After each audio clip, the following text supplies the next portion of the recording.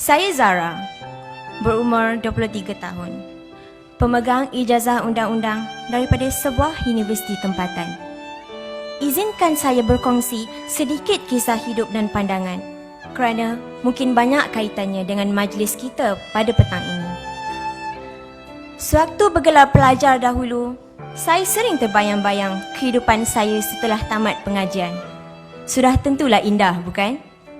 Kerana dengan gaji besar yang bakal saya perolehi, saya dapat merancang masa depan dengan lebih teratur. Namun, setelah hampir 2 tahun bergelar graduan, saya semakin kecewa dan marah dengan nasib yang menimpa saya. Hidup memang ibarat kais pagi makan pagi. Realiti orang bekerja rupanya tidaklah seindah yang disangka, malah amat menyiksakan. Ya, saya memandu ke pejabat. Namun, kereta itu bukanlah milik saya. Saya sekadar meminjamnya dengan membayar RM500 setiap bulan kepada bapa saya. Kebiasaannya, bila hujung bulan, saya akan menaiki LRT ke pejabat kerana poket sudah kosong. Ini sebenarnya sudah menjadi rutin dan saya memang malu dengan kedua ibu bapa saya. Saya yang sepatutnya menyera mereka, bukan sebaliknya. Keinginan untuk memiliki rumah sendiri juga nampaknya akan tinggal angan-angan untuk tempoh yang lama. Untuk menyediakan deposit 10% pun paling cepat 5 hingga 7 tahun lagi. Saya baru tahu, untuk membeli rumah di kawasan Melawati atau Ampang memerlukan pendapatan minimal RM9,000 sebulan. Mampukah saya? Hari ini saya hanya mampu menyewa bilik sahaja. Dan dengan RM500 sebulan, ia amat menyiksakan. Sampai bila nak berhimpit sampai 8 orang serumah? Realitinya, berbekalkan gaji saya sekarang, membeli rumah bukanlah satu pilihan. Banyak pangsapuri dan rumah-rumah di KL kosong tidak berpenghuni. Mungkin kerana terlalu mahal untuk graduan seperti saya. Jadi, rumah yang mahal-mahal tu untuk siapa? Bukanlah saya tidak bersyukur. Saya juga bukanlah seorang yang mudah berputus asa.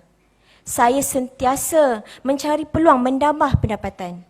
Namun ia bukan mudah jika kita terikat dengan pekerjaan tetap. Saya mahu mengambil peperiksaan profesional untuk membolehkan saya menjadi seorang peguam. Namun, kos peperiksaan sebanyak RM15,000 tidak tertanggung. Hutang pinjaman pendidikan yang dahulu pun masih belum habis dibayar. Lebih malang lagi, universiti pengajian saya tidak mendapat pengiktirafan. Mungkin saya perlu berkahwin dengan lelaki kaya untuk keluar dari kemelut sosial ekonomi ini. Kedengaran melucukan, tapi ianya realiti. Belajar tinggi-tinggi, tapi akhirnya mengemis juga. Tuan-tuan, bulan lepas saya dikejutkan dengan berita kemalangan jalan raya melibatkan kedua ibu bapa saya. Syukur Alhamdulillah mereka hanya cedera ringan.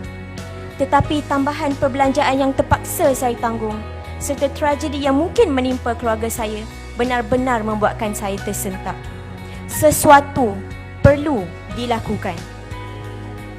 Apabila saya diminta untuk bercakap di pentas ini di hadapan Yang Amat Berhormat Timbalan Perdana Menteri, inilah peluang untuk saya suarakan luahan hati generasi saya. Saya tahu saya tidak bersendirian kerana ramai kawan-kawan saya turut terseksa. Kami sudah tidak nampak jalan keluar. Masa depan saya dan jutaan anak muda Melayu di negara ini amatlah kelam dan kelabu. Terus terang saya katakan, kami anak-anak muda Melayu sebenarnya sudah tidak hiraukan isu-isu politik atau perkauman lagi. Kerana apa yang lebih penting bagi kami adalah isu survival. I am the future of Malaysia. Tetapi saya sering tertanya-tanya, jika orang yang berpendidikan tinggi seperti saya boleh sebegini miskin, apakah harapan buat rakyat Malaysia yang lain yang tidak ke Menara Gading atau bukan dari keluarga berada? Kemana arah mereka?